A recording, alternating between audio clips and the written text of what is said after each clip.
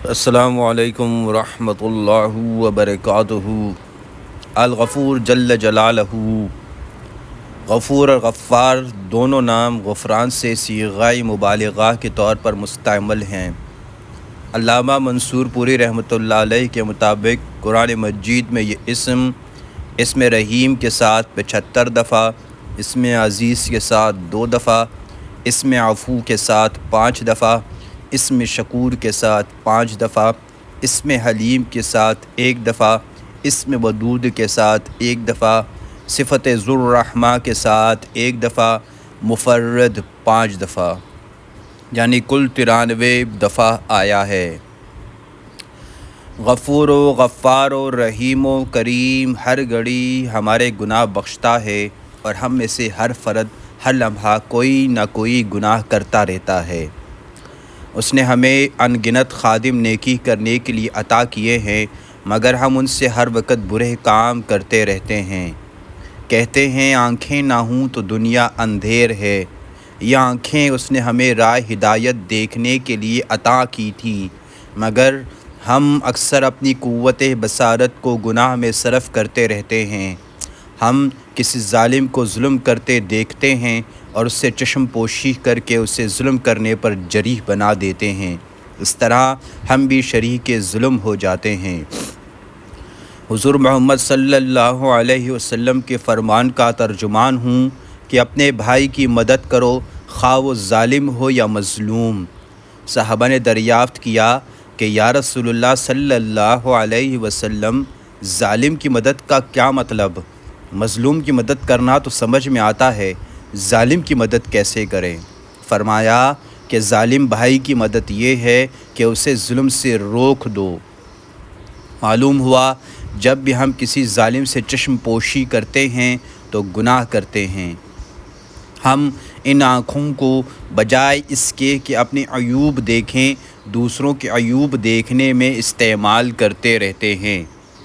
چھپ چھپ کر ٹھو لگاتے ہیں، فلاں شخص کیا کر رہا ہے، تجسس کرو اور پھر اس کا ڈھنڈورا پیٹتے پھرو، یہ گناہ ہے۔ وہ تو گناہ کر ہی رہا ہے، ہم تجسس کر کے ایک اور حرام کر رہے ہیں۔ اللہ تعالیٰ فرماتا ہے لا يحب اللہ الجہر بالسوء من القول الا من ظلم، مگر یہ کہ وہ مظلوم ہو۔ گناہ کرنا انسان کی فطرت ہے اور کوئی کسی پر داروغہ بنا کر نہیں بھیجا گیا۔ پڑوسی کے گھر میں جھانکنا گناہ ہے۔ اگر کوئی شخص ایسا کرتا ہے تو اس نے اپنی آنکھوں سے گناہ کیا۔ ہر شخص آزاد ہے اور آزاد پیدا کیا گیا ہے۔ اپنے گھر یا کمرے میں کوئی کچھ کر رہا ہے تو اسے کرنے دو، اللہ اسے دیکھتا ہے۔ اللہ تعالیٰ نے ہمیں آنکھیں دیکھنے کے لیے دی ہیں، مگر ان آنکھوں سے غلط اشارے اور کنائیں کرتے ہیں۔ بعض اوقات بڑے سے بڑے فصیح و بلیغ جملے وہ کہا نہیں کرتے جو آنکھ کا ایک اشارہ کر جاتا ہے اور معاملات کو الٹ پلٹ کر رکھ دیتا ہے۔ اپنے عزیزوں دوستوں کو آنکھ مار کر دھوکہ دیتے ہیں۔ جن سے بات کو چھپانا نہیں چاہتے ہیں ان سے تو چھپا لیتے ہیں، اور دوسرے شخص سے آنکھوں ہی آنکھوں میں سب کچھ کہہ جاتے ہیں۔ اس طرح عزیزوں دوستوں کو ان آنکھوں کے ذریعہ دھوکہ دیتے ہیں، فریب کرتے ہیں، چغل خوری کرتے ہیں اور بعض خیانت کے مرتکب ہوتے ہیں۔ ان آنکھوں سے ان چیزوں کو نہیں دیکھتے جنہیں دیکھنا چاہیے تھا، اور اس طرح دیکھ کر گناہگار ہوتے ہیں۔ اس طرح اپنی آنکھوں سے ہر دم کوئی نہ کوئی گناہ کرتے رہتے ہیں، اور بصیرت و بصارت عطا کرنے والا الغفور ہماری حرکتوں کو دیکھتا رہتا ہے اور بخشش نچاور کرتا رہتا ہے۔ الغفور نے کان عطا کیے تاکہ ان سے حق کی بات سنے، مگر حق سے کان بند کر لیتے ہیں اور ناحق کے لیے خوب خوب کان لگاتے ہیں۔ کانوں سے بھی ہر وقت گناہ کرتے رہتے ہیں۔ غیبت، چغلی، جھوٹ، فحش باتوں کو بڑے مزے لے لے کر سنتے ہیں، اور واعظ کی نصیحت سے کان بند کر لیتے ہیں، اور کان فی آذانہم وقرا کے مصداق بن جاتے ہیں۔ مظلوم کی آہ و زاری نہیں سنتے، اپنے بوڑھے ماں باپ کی کرراہیں نہیں سنتے، اپنے پڑوسی کی آہوں سے کانوں میں کفل لگا لیتے ہیں اور گمراہ دوست احباب کی باتوں کے لیے کان کھول لیتے ہیں۔ دین کی باتیں نہیں سنتے، دنیا کی باتیں بڑے ذوق و شوق سے سنتے ہیں۔ کانوں کے گناہوں کو الغفور السمیع دیکھتا اور سنتا رہتا ہے اور انہیں بخشتا رہتا ہے۔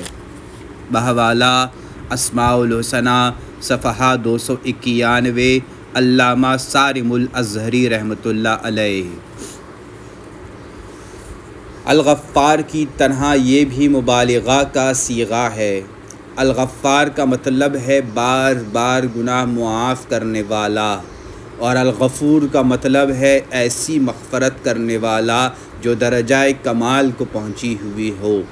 اس طرح یہ کہہ سکتے ہیں کہ الغفار کمیت کو اور الغفور کیفیت کو ظاہر کرتا ہے۔